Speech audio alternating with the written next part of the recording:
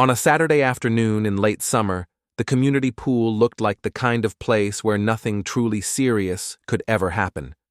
The water was bright and blue, the plastic lounge chairs were faded by years of sun, and someone's little Bluetooth speaker was quietly playing old R&B near the fence.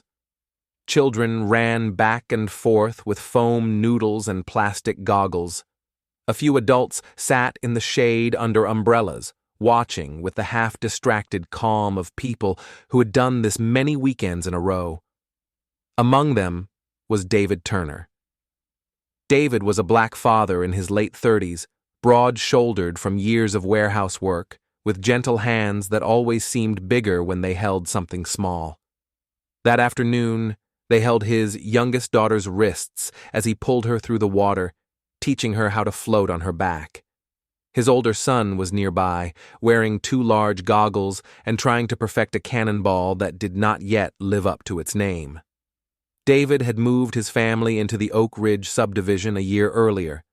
It was one of those planned communities where every mailbox matched, the lawns were trimmed to the same height, and the homeowners association sent emails about everything from trash bins to seasonal wreaths.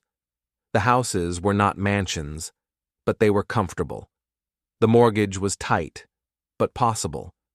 For David, it had felt like a long-awaited step forward. He liked the pool most of all. Not because it was luxurious, it was not, but because it was shared. The old apartment complex where they used to live never had anything like this. Back then, hot days meant filling a small inflatable pool on cracked pavement and watching for cars. Now his kids had a lifeguard, a deep end, and a place to meet friends who did not all come from the same block. On that particular afternoon, his children were louder than usual. They were at that age where joy and volume were almost the same thing. They splashed, shouted, and argued over whose turn it was to jump. David corrected them when their voices spiked, reminding them to be respectful, but he also believed that childhood needed some room to echo. The lifeguard, a bored college student with a whistle that barely left his lips, did not seem concerned. On the other side of the pool fence, a pair of eyes watched the scene with a very different feeling. Margaret Lewis lived in a house that looked directly onto the pool area. She was in her late 50s, with a neat yard and a long memory of how, in her mind, the neighborhood had once been quieter, simpler, more predictable. She had seen David and his children at the pool many times before. She knew they had moved in recently. She knew they were not from her social circle, which mostly consisted of people who had arrived when the subdivision was new. In truth, the noise that bothered her that day was not unusual. Other families had been just as loud earlier in the season. Teenagers had played games that involved far more shouting, but Margaret had not called anyone then. She had rolled her eyes, closed a window, maybe mentioned it to a neighbor in a tone that implied annoyance without rising to complaint. This time, however, something in her hardened. Maybe it was the way David laughed when his son finally managed a halfway decent jump, water flying up in a splash. Maybe it was the sight of him, fully at ease in a place she had unconsciously claimed as her own.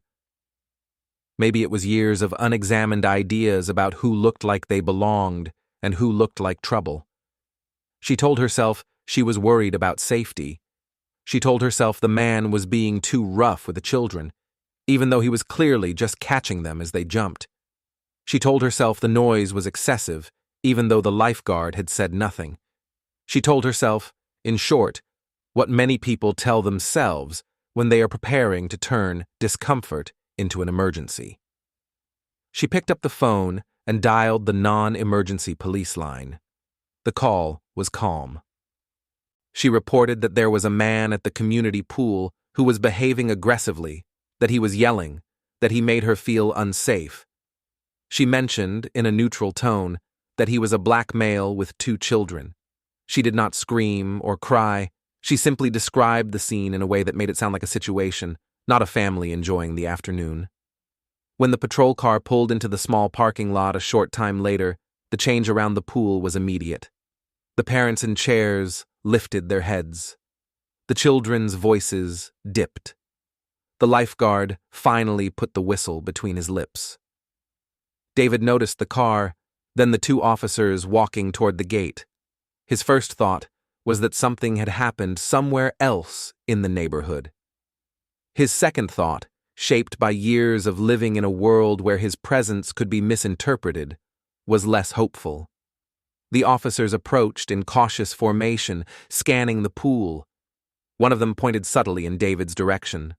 Margaret stood on her back porch, arms folded, watching. They spoke with David near the shallow end. Their questions were framed as routine. Were these his children? Had there been any arguments? Were there any problems? They did not raise their voices, but they stood in a way that suggested any wrong answer could turn the conversation into something far more serious. David's children, still dripping in their swimsuits, watched from the edge of the water. The boy's goggles fogged as he exhaled nervously. The little girl clung to the pool ladder, eyes wide. David's heart beat loudly in his chest, but his voice stayed level. He explained that he lived in the subdivision, that his HOA dues were paid, that he had the access card in his bag. He pointed out the lifeguard, who confirmed without hesitation that there had been no fighting, no threats, no rule-breaking beyond normal childish excitement. One of the officers glanced up at the house where Margaret stood. Their eyes met briefly. She gave a small, tight nod, as if to confirm that she was the one who had raised the alarm. The officer's expression shifted. He seemed to measure her posture against the calm scene in front of him. After a few more questions, and after checking David's ID against the address on file for the subdivision, the officers thanked him for his cooperation. They told him that someone had called, that they were obligated to respond, that everything seemed fine now. They walked back to their car, leaving behind the echo of their presence long after the door closed and the engine started. The afternoon never fully recovered. Some of the parents tried to resume their conversations, voices forced and bright. The lifeguard stared at the water as if the surface might offer an explanation. A few families gathered their towels and left early. David's son refused to take off his goggles, which now hid the redness in his eyes. His daughter asked if they were in trouble. On his way home, David felt a mix of anger and exhaustion that was heavier than the wet towels in the bag he carried. He had worked hard to bring his family to a place like this, a place with a pool, a playground, and an HOA that promised order. Yet here he was, standing in front of his own mailbox, explaining to his children that sometimes, no matter how ordinary your behavior, someone might still decide you were a problem. He could have chosen to disappear quietly, to avoid the pool, to keep his family's presence as small as possible. Many people would have done exactly that. But that evening, after the children were in bed, David opened his laptop and went to the HOA's website. He reread the community rules. He noticed how vague some of them were, especially those concerning noise, behavior, and use of shared spaces. He saw how easily they could be used to justify calling authorities on neighbors who simply made someone uncomfortable. He thought about who had written those rules and whose experiences had been considered normal when they were drafted. At the bottom of the page, he found a schedule for the upcoming HOA meeting. It was, as usual, expected to be sparsely attended. He decided to go. The meeting took place in the small clubhouse, in a room that most residents associated with baby showers and graduation parties. That night, it held a long table, a bowl of store-bought cookies, and the same handful of board members who always seemed to be there. The HOA president, a tired man with a neatly organized binder, called the meeting to order. David listened to discussions about landscaping contracts and overdue fees. When the floor opened for community comments, he stood up. He did not raise his voice.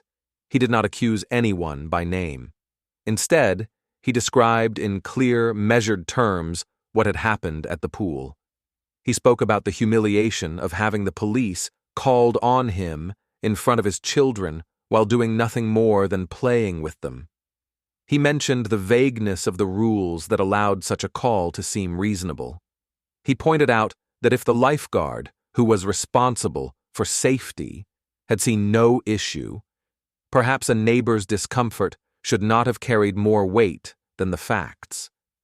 He also explained, gently but firmly, that as a black resident, he could not treat a visit from law enforcement as a small inconvenience.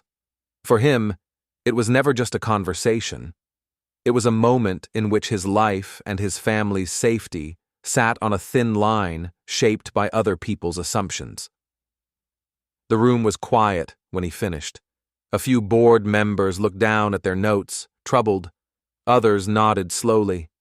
A couple of homeowners who had never spoken at previous meetings raised their hands to say that they had witnessed the scene and agreed that it had been handled poorly. Later, in private, someone admitted that Margaret had called about noise more than once in the past, always when certain families were present, rarely when others were. Patterns that had gone unnoticed suddenly came into focus. The story traveled beyond the meeting. It appeared in conversations around mailboxes and driveways, in small messages and group chats. Many residents were uneasy with the idea that their peaceful community might be a place where a father could not play with his children without being treated as a threat. Some resisted the idea, insisting that the call had been made out of concern, not bias. But even among them, doubts lingered. The next election for the HOA board was approaching. For years, the same names had appeared on the ballot, re-elected by default, because nobody else stepped forward. This time, things were different. A neighbor approached David and asked if he had ever considered serving on the board. He laughed at first at the idea of volunteering for more meetings. But the more he thought about it, the more he realized that rules only changed when different people sat at the table where they were written. When the candidate list was published, residents saw his name not only as a nominee for the board, but also as a candidate for HOA president. Some were surprised. Others were quietly pleased. A few were offended that someone so new to the neighborhood would aim so high. But by then, far more people knew his story than knew Margaret's. On the evening of the election, the clubhouse was fuller than usual. David stood in front of the group and spoke again, this time not as someone describing a wound, but as someone outlining a plan. He talked about revising the rules for common spaces to be clear, fair, and specific. He proposed guidelines that would distinguish genuine safety concerns from personal discomfort. He suggested creating a simple code of conduct that emphasized mutual respect and a process for resolving neighbor disputes without immediately involving law enforcement. He also wanted more community events that brought families together before they learned to fear one another. He did not promise that everything would be perfect. He did promise that under his leadership, no one would be treated as an outsider in their own neighborhood because of how they looked, sounded, or played with their children.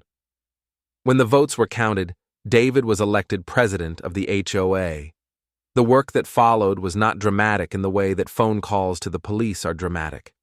It looked from the outside like paperwork, emails, and long evenings with rule books. He met with a lawyer to ensure that the revised guidelines were enforceable and fair. He invited residents of different backgrounds to join a small advisory group so that no single viewpoint dominated the conversation. He listened to older neighbors who remembered how things had been and to younger ones who had never felt fully welcome. The new pool policy, once finalized, stated clearly that normal children's play and reasonable noise were expected and acceptable. It clarified that staff on site, like lifeguards, had primary authority to address any true safety concerns. It established that repeated unfounded complaints about certain families could themselves be subject to review. David also introduced optional workshops on implicit bias and community building, presented in a simple, non-threatening way. Some residents rolled their eyes. Others attended out of curiosity and left with stories they had never heard before from neighbors they had never really known. Margaret came to fewer meetings after that. She kept her yard as neat as ever, but she no longer watched the pool quite so closely from her porch. If she felt the change in the air, she kept her thoughts mostly to herself. One evening the following summer, the scene at the pool looked almost like a replay of the day that had started it all. Children shouted and laughed. The water caught the light in restless ripples. Parents sat with towels over chairs, talking about work, school, and the weather. David was there again, this time sitting on a lounge chair while his children played with a new family that had recently moved in. He watched them race to the ladder, jump, splutter, and laugh. The lifeguard twirled the whistle idly. No patrol car turned into the parking lot. A neighbor he did not know well walked by and stopped to thank him for his work on the board. She mentioned that her grandson had been nervous about being too loud at the pool until she showed him the new rules posted on the fence. They both looked at the sign together, a simple list that emphasized safety, shared responsibility, and respect instead of vague complaints about noise and behavior. David nodded, accepting the thanks with a mixture of humility and quiet satisfaction. He had not set out to become the president of anything. He had only wanted his children to have a place where their laughter did not automatically look like a threat. The world outside the subdivision remained as complicated as ever. There were still stories in the news about calls made for the wrong reasons, about assumptions that turned ordinary moments into risk. But inside this small community, something had shifted. All because a father refused to let a single unfair afternoon become the story that defined his family's place there. Instead, he turned it into the beginning of a new one, written not just for himself, but for every child who would one day jump into that pool without wondering who might be watching from behind a window.